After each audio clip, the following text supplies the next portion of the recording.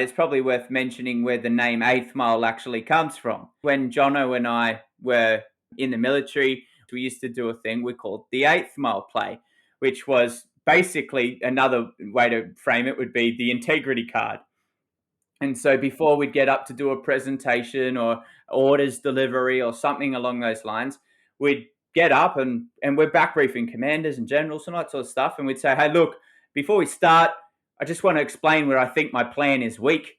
I haven't spent a lot of time on this. The logistics is light on. I haven't got enough control measures, particularly in this area here. If I had more time, this is where I'd focus my effort, da, da, da, da, da. But if you really wanted to debunk this plan, these are the weaknesses of the plan before you've even presented it. It links to the idea that if you take all the knives and put them on the table, there's only limited damage that someone else can do, because it's better they're in your chest than in your back, right? So at least you own the narrative and you've explained context to it. It's like this right and correct thing. It's like, no, we're trying to build a robust plan here. It's not about me. It's not about you. It is about the team that we're going to throw onto a battlefield here, but we want the most robust plan because we want to be correct that it was the right plan. So the 8th Mile play came from literally Eminem's 8 Mile. Yeah, it's like tacky rap movie, right? But we loved it when we were younger. And he got up and he has like 3 battles at the end.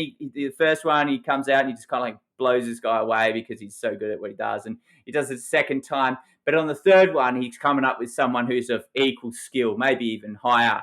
And so he gets up and he goes, I'm white, I live in a trailer with my mum, you beat me out, you stole my girl, you kicked my dog, yes, my own gang shoots themselves in the leg with their own gun, the whole thing.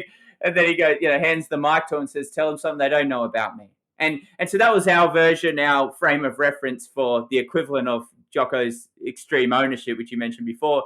And so we called it the 8th Mile play. So when we eventually got to the point of creating a company, in management consulting, and we were like, well, it's the 8th Mile play. Like, what else is it? And so all our content was it's particularly in the early days, all our personal development courses were built on case studies that we failed.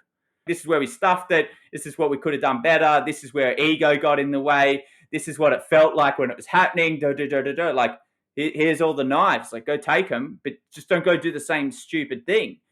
But you're right. There is this perception that if you give someone ammunition against you, they'll use it. That's the assumption, number one. And assumption 2 is that the damage of that is worse than not having owned it yourself. I don't think that's true.